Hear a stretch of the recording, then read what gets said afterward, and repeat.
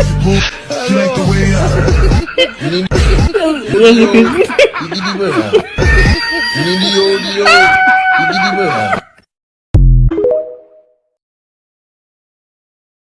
ፋትሰይቲ ናብ መምህሩ ሴድያ ሰንዲዩ ዝተቐፅዓላ መዓልቲ እዚ መምህር ንላህጃ ናይ ማዴራ ሮናልዶ ኣብ ርእሲ ምብጫው ንስኻ ፕሮፌሽናል ክትከውን ዘይሕሰብ እዩ ክብል እውን ኣብ ቅድሚ መማህርቱ ኣናሺዎም ቁጥዑኡ ክፃወር ዘይከኣለ ሮናልዶ ወንበር ኣልዒሉ ደርበየሉ እዛ ፍጻሜ ክልተ ነገር ወሊዳ ቀዳማይ ሮናልዶ ብትምህርቲ ዝሓልፈሉ ሰብ ከም ዘይኮነን ካልኣይ ድማ ፕሮፌሽናል ተፃዋታይ ንምዃን ንዝነበሮ ባህጊ ዝቃወም ሰብ በዚሉ በቲ ካብ ቅድሚኡ እና ኣልዮ ምኻድን ስለዚ ድማ እዩ ብዙሕ ፀገማት ሰጊሩ ሕልሙ ዘስመረን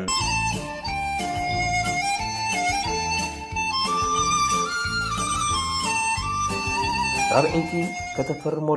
ከተፈርሞለካ ተደጋጋሚ ምሕፅንታ ተፃወቲ ዩናይትድ ድሕርቲ ኣብ ምሕዝነታዊ ግጥም ስፖርቲንግ ሊዝበንን ማንቸስተር ዩናይትድን ሮናልዶ ንኦሼ ትፅውት ዝሓደረሉ ኩሎም ተፃወቲ ዩናይትድ ንኣሰልጣኒኦም ሰር ኣሌክስ ፈርጉሰን ንሮናልዶ ንከፈርሞ ዝሃብዎ ምሕፅንታ ኣብ ሂወት ሮናልዶ ዓብዪ መቐይሮ እዩ ነይሩ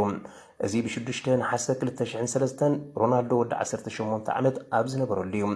ንኦሼ ኩሎም መፃውቱ ብሮናልዶ ንዝኾኖ ክላገፅሉ ተሰሚዖም እዮም ፈርዲናንድ ኦሼ ክሳብ ኦክሲጅን ማስክ ዝለብስ ኮይኑ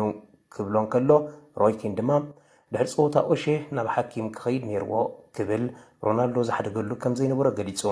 ፈርጉሰን ንፃውዒት ተፃወቱ ሰሚዑ ነቲ ናብ ኣርሰናል ናይ ምፅምባር ሓሳብ ዝነበሮ ሮናልዶ ናብ ኦልትራፎርድ ኣምፅኦም وعليكم السلام أمان ነው هالو ሁኩም አልወሰድኩም ነገ ነው መስዶ ነገ ነው መስዶ ሁኩም ሰብሳቢው ሞተ ኧረ እባክህ አልያዋ ኩባር አንተ ሁኩሙን አልወሰድኩም እኮ ቆይ እንዳይቀብሩት ሁኩሙን ኧረ እባክህ ሁኩሙን አልሰጠኝም